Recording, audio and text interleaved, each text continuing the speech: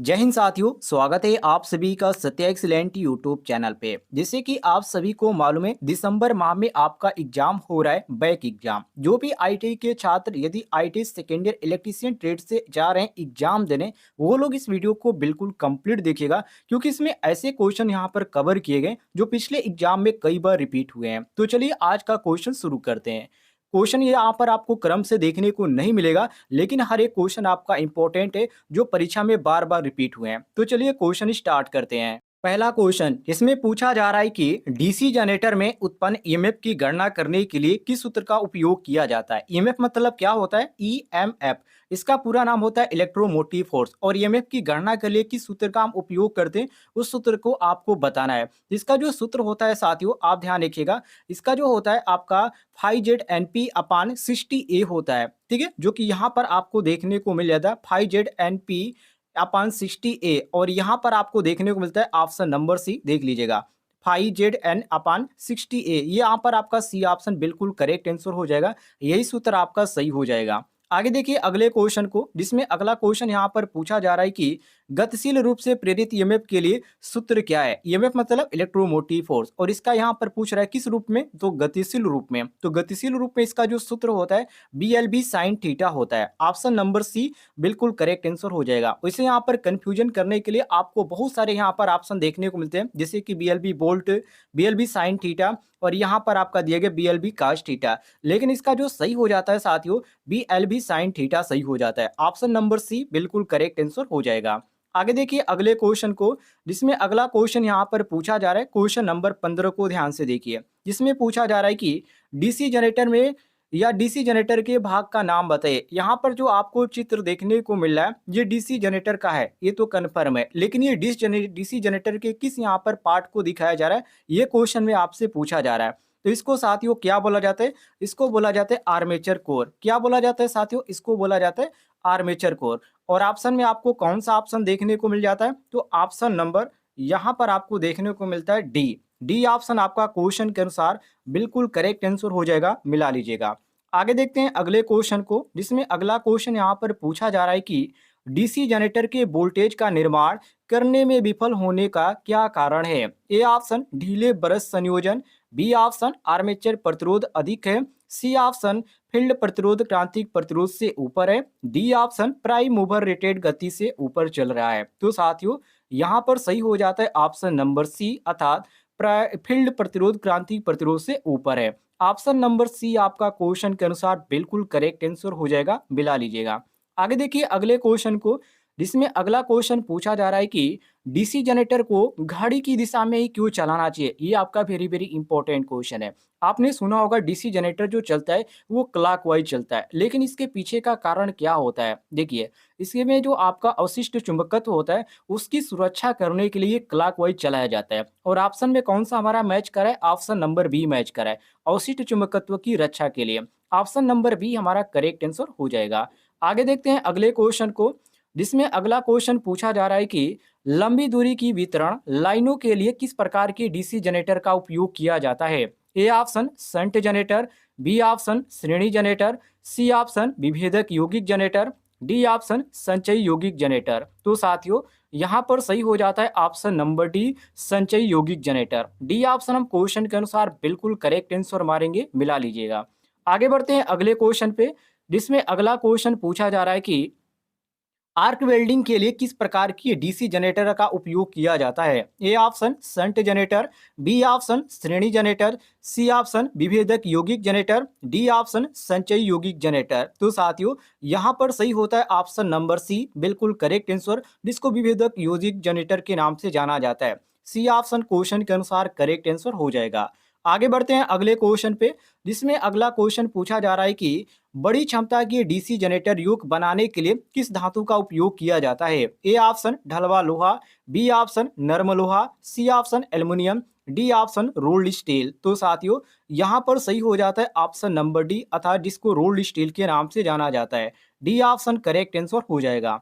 आगे बढ़ते हैं अगले क्वेश्चन पे, जिसमें अगला क्वेश्चन पूछा जा रहा है कि डीसी जनरेटर में फील्ड कॉइल का उद्देश्य क्या है। डीसी जनरेटर में फील्ड कॉइल का उपयोग होता है, सभी को मालूम है, लेकिन क्यों किया जाता है। ए ऑप्शन एयर गैप में फ्लक्स को बढ़ाने के लिए, बी ऑप्शन मैग्नेटाइजिंग करंट को कम करने के लिए, सी ऑप्शन कुंडली फ्लक्स का निर्माण करने के लिए ध्रुवों को चुंबकित करना, और डी ऑप्शन दिया गया चुंबकित चुंबकीय पथ के रिलेक्टेंस को बढ़ाने के लिए। तो साथियों, यहाँ पर सही होता है ऑप्शन नंबर सी, कुंडली फ्लक्स का निर्माण करने के लिए और ध्रुवों को चुंबकित करने के लिए।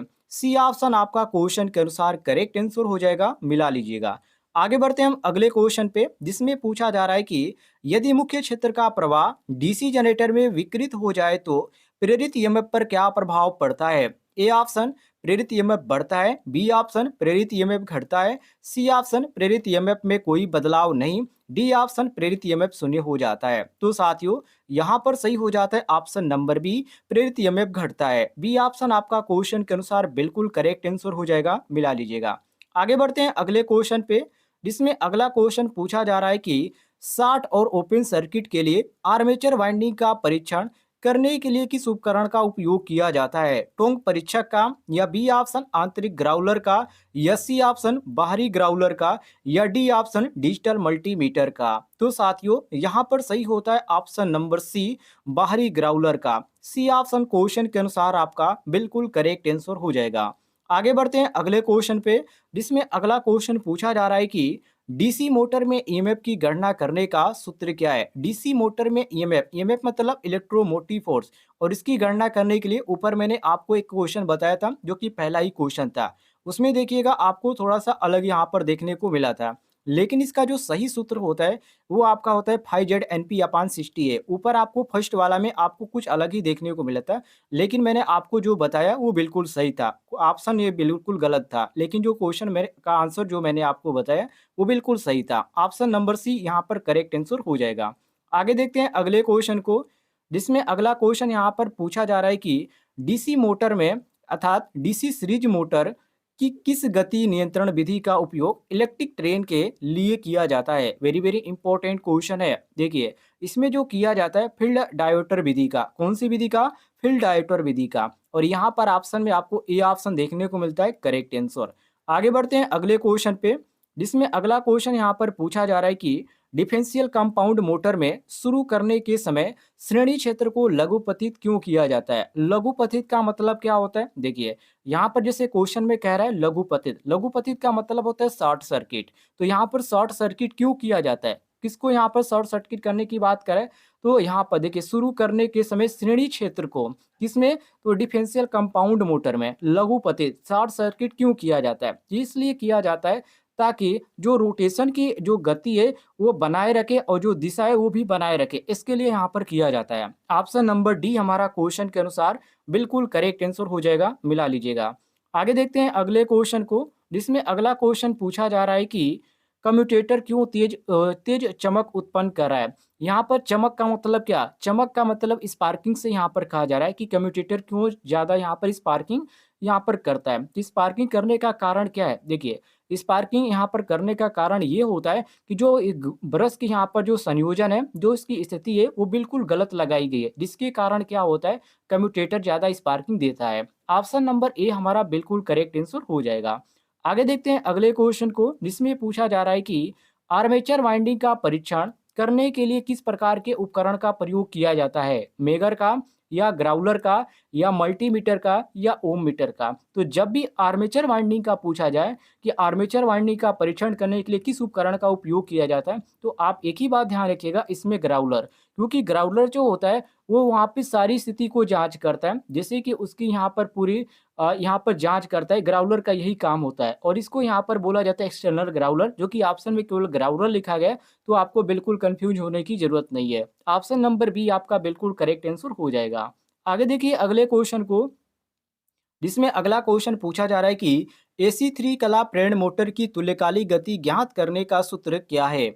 ए ऑप्शन तुल्यकालिक गति बराबर 120 F/P, और यहाँ पर तुल्यकालिक गति बराबर 120 P/F। अलग अलग यहाँ पर दिए गए, लेकिन आप ध्यान रखिएगा इसका जो सही सूत्र होता है 120 F/P होता है। ठीक है, इस पर मैंने बहुत सारे आपको वीडियो के अंतर्गत आपको क्वेश्चन भी बता दिए, जिसका प्लेलिस्ट आपको इस वीडियो के डिस्क्रिप्शन बॉक्स में मिल जाएगा, या आप प्लेलिस्ट जाकर चेक कीजिएगा, वहां पर आपको क्वेश्चन देखने को मिल जाएंगे। आगे बढ़ते हैं अगले क्वेश्चन पे।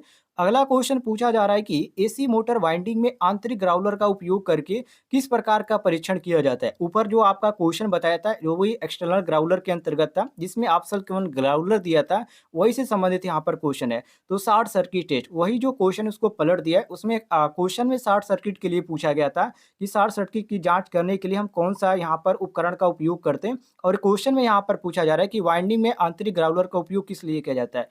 क्वेश्चन वही है, लेकिन पूछने का तरीका जो अलग है, और जो ऑप्शन है उसको क्वेश्चन बना दिया गया, और जो क्वेश्चन है उसको ऑप्शन बना दिया गया। तो बिल्कुल आपको घबराने की कोई ज़रूरत नहीं। शॉर्ट सर्किट परीक्षण के लिए जो प्रयोग किया जाता है, वो यहाँ पर आंतरिक ग्राउलर अर्थात एक्सटर्नल ग्राउलर का प्रयोग किया जाता है। तो यहाँ पर जो आपका सही हो जाता है साथियों, ऑप्शन नंबर डी बिल्कुल करेक्ट आंसर हो जाता है, मिला लीजिएगा।